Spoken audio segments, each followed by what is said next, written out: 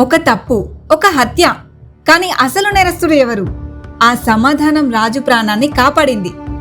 జలబేతాళుడు తన కథను ముగించి రాజును చూశాడు. ఆ స్త్రీ మరణానికి నిజమైన నేరస్తుడు ఎవరు? రాజు కాసేపు లోతుగా ఆలోచించాడు. ప్రతి విషయాన్ని గుర్తు చేసుకున్నాడు.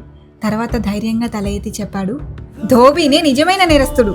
ఎందుకంటే ఆలోచించకుండా చేసిన నిర్ణయం, కోపంలో తీసుకున్న చర్య ఎప్పుడు వినాశనానికే దారితీస్తుంది. ఇది విన్న జలబేతాళుడు చిరునవ్వు నవ్వాడు. సరైన సమాధానం చెప్పావు రాజా. ప్రతి మనిషి ఏ నిర్ణయం తీసుకున్నా ముందు ఆలోచించాలి. కోపం ఎప్పుడు పశ్చాత్తాపానికే తీసుకువెళ్తుంది. ఇప్పుడు నీ కుమారుడి రహస్యాన్ని చెబుతాను. అతను నెమ్మదిగా కథను కొనసాగించాడు. ఒకప్పుడు యక్షులు మరియు దైత్యుల మధ్య భయంకరమైన యుద్ధం జరిగింది. ఆ యుద్ధంలో దైత్యులు యక్షులను ఓడించారు. యక్షుల రాణిని చంపేశారు. వారి రాజ్యాన్ని స్వాధీనం చేసుకున్నారు. ఆ వినాశన సమయంలో ఒక యక్షిని మాత్రమే ప్రాణాలతో బయటపడింది. ఆమె తన రాజ్యాన్ని తిరిగి పొందేందుకు కఠిన తపస్సు చేసింది. ఆమె తపస్సుతో సంతోషించిన కుబేరుడు ప్రత్యక్షమవుతాడు.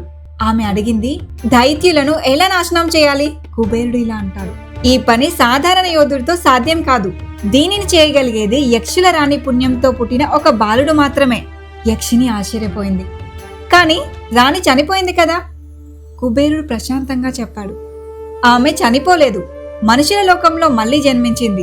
ఆ జన్మలో పుట్టిన బాలుడు దైత్యుల అంతానికి కారణమవుతాడు. నువ్వు ఆ బాలుడిని తీసుకొని అస్త్ర విద్యలో శిక్షణ ఇవ్వాలి. అతనే ఈ యుద్ధానికి ముగింపు పెడతాడు. జలబేతాళుడు రాజుని చూసి ఇలా అంటాడు, నీ కుమారుడే ఆ బాలుడు. అందుకే యక్షిని అతన్ని తీసుకువెళ్ళింది. ఆమె అతన్ని రక్షిస్తూ అస్త్ర విద్యని నేర్పుతోంది. ఇప్పుడు అతను పెద్దవాడయ్యాడు. త్వరలోనే దైత్యుల భయంకరమైన యుద్ధంలో పాల్గొంటాడు. యక్షుల రాజ్యాన్ని తిరిగి పొందిస్తాడు. ఇది విన్న రాజు దృఢంగా ఒక నిర్ణయం తీసుకున్నాడు. నేను కూడా నా కుమారుడికి సహాయం చేస్తాను. నేను యక్షుల లోకానికి వెళ్ళాలి. జలబేతాళుడు హెచ్చరించాడు. రాజా, నువ్వు మనిషి రూపంలో అక్కడికి వెళ్తే యక్షులు గాని దైత్యులు గాని నిన్ను వెంటనే చంపేస్తారు. అందుకే నీ రూపాన్ని మార్చుకోవాలి అని చెప్పి ఆకాశాన్ని చూస్తూ పిలిచాడు. ఓ జలదేవత, ప్రత్యక్షమవ్వండి. అప్పుడే సరస్సు నీరు చీలిపోయింది. ఒక అద్భుతమైన దేవత ప్రత్యక్షమవుతుంది. బేతాళుడు ఇలా ప్రార్థిస్తాడు, ఈ మనిషి తన కుమారుడి కోసం బాధపడుతున్నాడు. దయచేసి ఇతనికి సహాయం చేయండి. దేవత తన శక్తితో అమృత జలం తీసి రాజుకు ఇచ్చింది. ఇది తాగు. తర్వాత నువ్వు ఏ రూపం కావాలనుకుంటే ఆ పేరును పలుకు. నువ్వు అదే రూపంలోకి మారిపోతావు. రాజు కృతజ్ఞతతో నమస్కరిస్తాడు. అమృత జలం తాగాడు. యక్షుడిగా మారాలి అని అనుకున్న క్షణంలోనే అతని రూపం కాస్త పూర్తిగా మారిపోతుంది. రాజు యక్షుడిగా మారిపోయాడు. జలబేతాళుడు చివరిగా అన్నాడు, ఇప్పుడు జాగ్రత్తగా విను. యక్షుల లోకానికి వెళ్ళాలంటే ఒక ప్రత్యేకమైన జలపాతం దగ్గరికి వెళ్ళాలి. ఆ జలపాతం నేరుగా స్వర్గం నుంచి పడుతుంది.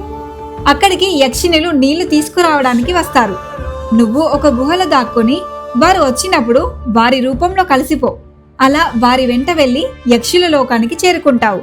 ఆ జలపాతం జలగిరి పర్వతం 7వ శిఖరంపై ఉంది. ఇంత చెప్పి జలబేతాళుడు మాయమై మళ్లీ సరస్సులో కలిసిపోతాడు.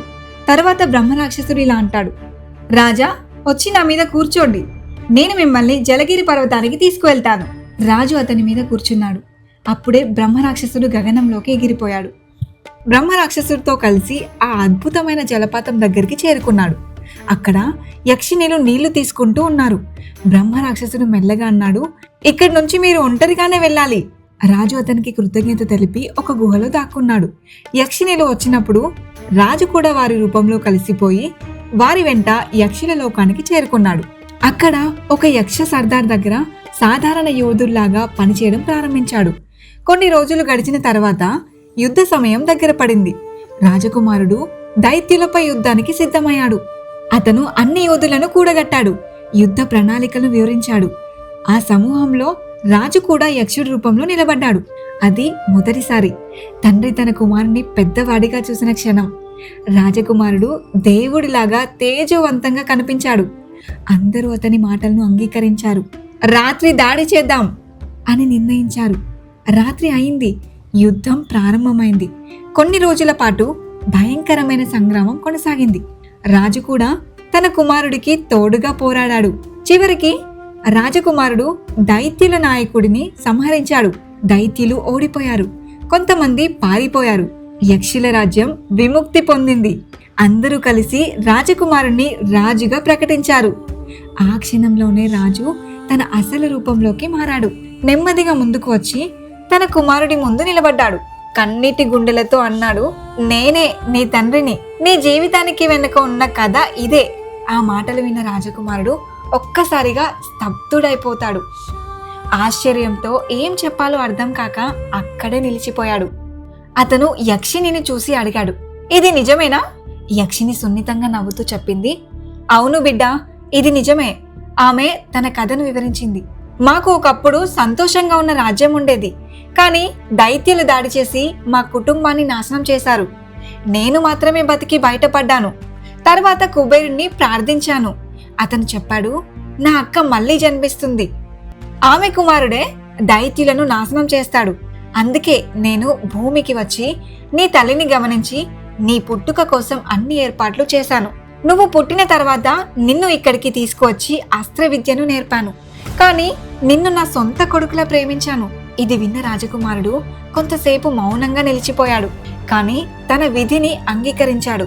కొన్ని రోజులు తండ్రి కుమారుడు కలిసి గడిపారు. తర్వాత రాజు తన కుమారుని తీసుకుని తన రాజ్యానికి తిరిగి వచ్చాడు. అక్కడ రాణి చంద్రముఖి ఎన్నో సంవత్సరాలుగా తన కుమారుడి కోసం ఎదురు చూస్తూ ఉంది. చివరికి తల్లి తన కుమారుణ్ణి చూసింది.